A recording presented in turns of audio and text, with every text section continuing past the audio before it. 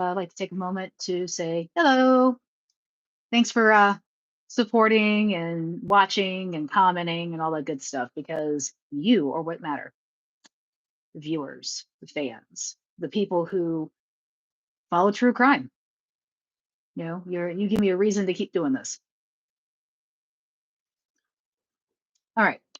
So if you looked at the headline, we are going to be talking about Emmanuel Haro, 7-month-old baby that has gone missing in Yucaipa, California. So, but before we get into that, please, please, please, please, please, subscribe, share, like, comment, all that good stuff. Because without you, the word does not get out about these cases. That's the honest to God truth. Because the more you share and like and subscribe and comment, the more people find out what is going on out there in the world. So let's talk about Emmanuel Haro. So Emmanuel Haro is 7 months old and was supposedly taken from his mother out of a Big Five parking lot in Yucaipa, California.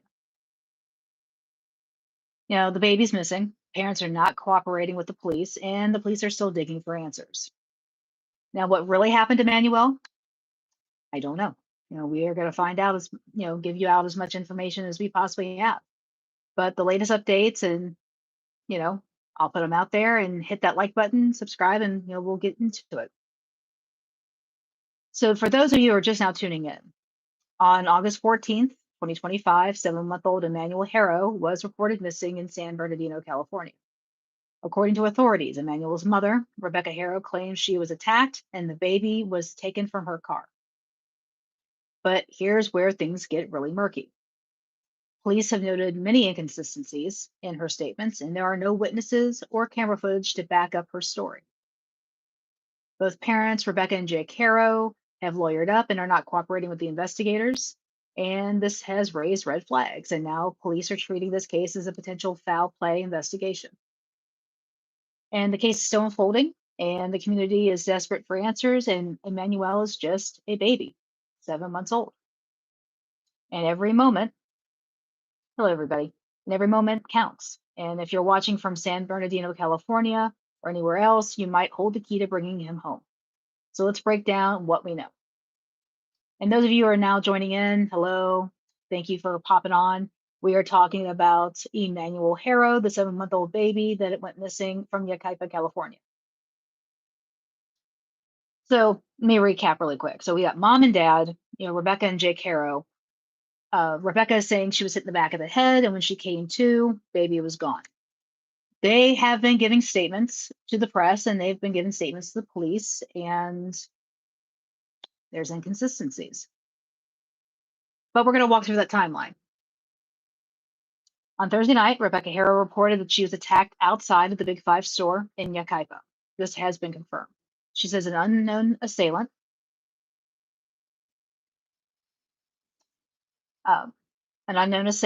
took Emmanuel from her car, but here's the thing. Police say there's no evidence of an attack. No witnesses have come forward, and no security footage or cameras in the area captured anything. And this has led investigators to question Rebecca's account. So take that, the fact that there is no camera footage. Now, I did watch a live account of a woman who's out there, who went to that shopping center and, okay, can you say salam?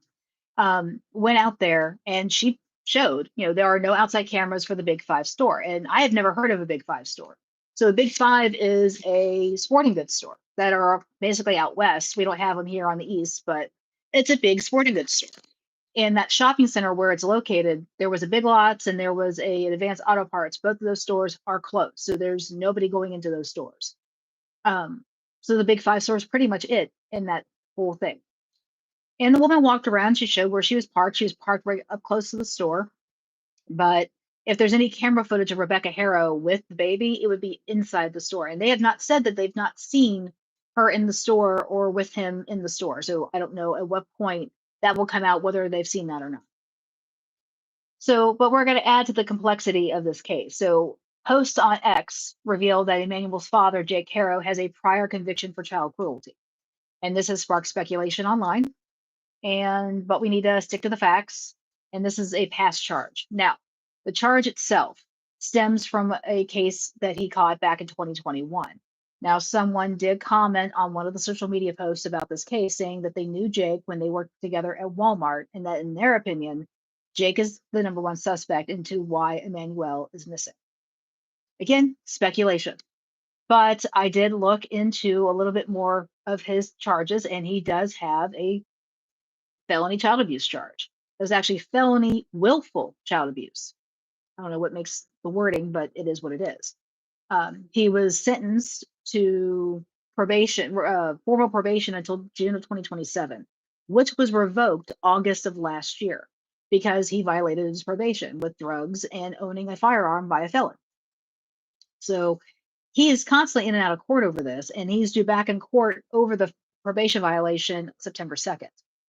Now, mom, Rebecca Haro, had a black eye that she claims she sustained during the attack when her son was taken. Now, in her words, she said someone walked up to her, said "Hola," and hit her in the back of the head, and she fell face forward. I saw the black eye. It doesn't fit with the timeline of when she got it. It really doesn't. And even how she even got it. It looks like somebody punched her in the face, not that she fell and hit her face somewhere on the car. So I call nonsense on that. But, let's wait and see what else happens. So here's what we do know. Both parents have hired attorneys and are not cooperating with the San Bernardino Sheriff Department. And that's unusual in a missing child case, where parents typically work closely with the police. Now, yesterday, a video surfaced from Rebecca's sister-in-law sharing timeline details, but it was quickly deleted. Thanks to some quick work by investigators online, that video has been recovered and is being analyzed. It's unclear what new information it contains, but it's a sign this case is moving fast. Now, police are actively searching. They're digging literally for clues, and no Amber Alert has been issued, which is unusual for a missing child case, but possibly due to the lack of confirmed abduction evidence. Authorities are keeping all options open, including looking at the parents. Now, the San Bernardino community is rallying to find Emmanuel. Of course they are. Posts on X show people sharing flyers, organizing searches, and demanding answers. And the hashtag Emmanuel Haro is trending, with many expressing frustration over the parents' silence. And then one user on X pointed that Rebecca's bruising, which she claims is from the attack, just doesn't match the timeline of the incident allegedly happening.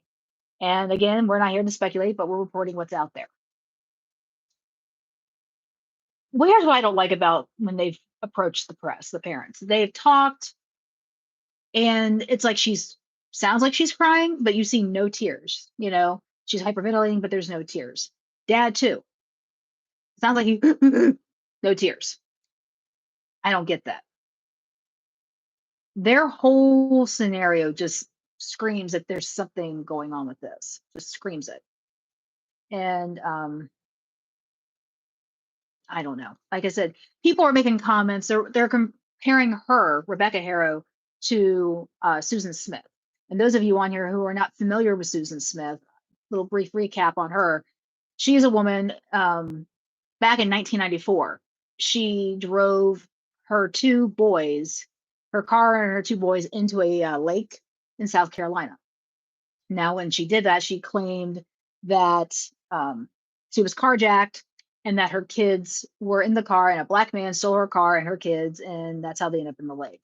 But come to find out, she's the one who drove the car into the lake with the kids in it, watched them drown because she had just broken, or she was having an affair. She was married. She was having an affair with a local wealthy businessman, and he broke it off with her because he didn't want to be with somebody who had kids. So her response was to kill her own kids. She was given 2 life sentences to be served, consecutively, and she could be eligible for parole after 30 years. Last year, her 30 years came up and she was denied parole. So she is still in there, and in my opinion, should stay there for the rest of her life. Yeah, should stay there for the rest of her life because she admitted that she watched her kids go down in the water and she saw them struggling to get out of their car seats. One was one, the other one was three. She watched them screaming, crying, trying to save themselves, and just stood there and just watched it. How depraved do you have to be for something like that? So, in my opinion, she is somebody who does not deserve to be out of a prison ever in her life. Her defense attorney tried to say, tried to bring up a mental aspect of this. She did say that her stepfather had abused her and she kept having a adult relationship with him for many years. Um, I don't know. If she's got mental issues, that makes it even more that she shouldn't be out around other people. That's just my opinion.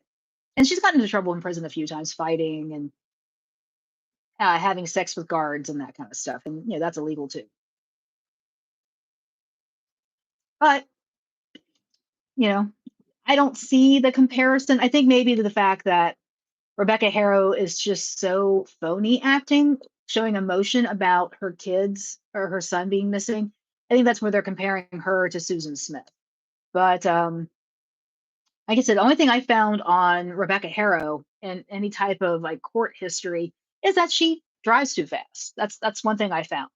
Um, but with him, Jake Harrow, you've got the felony child abuse. We resisting arrest, just he's just somebody that looks like he, based on what I was seeing, he's got anger problems, drug problems, and authority problems. And people who know him have made it clear this is who you need to look at. Now, supposedly, and again, I can't find the documents to break down exactly what it was, he abused, but the case was, the child abuse case was from 2021. So we know for a fact that the abuse case has nothing to do with Emmanuel because Emmanuel was not born yet. But the people online that knew him and whatnot, one gave insight, said, yeah, he was with this woman for a long time. It didn't go well. He beat her son so badly that he was never the same. Some saying the kid got brain damage. Some say it's emotional damage. I don't know. It's all, I really don't know. But doesn't sound like a good person, and according to the courts, he had to go through a year of child abuse treatment. So he had to go through therapy. I don't think it worked. If it turns out that it was him that had anything to do with Emmanuel disappearing, I do not know. So there you have it. Emmanuel Haro still missing. And I cannot stress how important it is we need to find this baby. If he is still alive, we need to find him. He is 7 months old and he has been missing since Thursday. So I don't know many 7-month-olds that could handle being on their own like that. But I do truly believe, in my opinion, based on what I've seen and watched and heard and read, I do think the parents are involved. I do think the parents know what happened because they keep referring to him in the past tense, like they know he's gone, which is very telling. And God save their souls if they did. God save their souls. This is upsetting. Nothing's more worse than hurting a baby, an innocent baby. But that black eye, she didn't get that.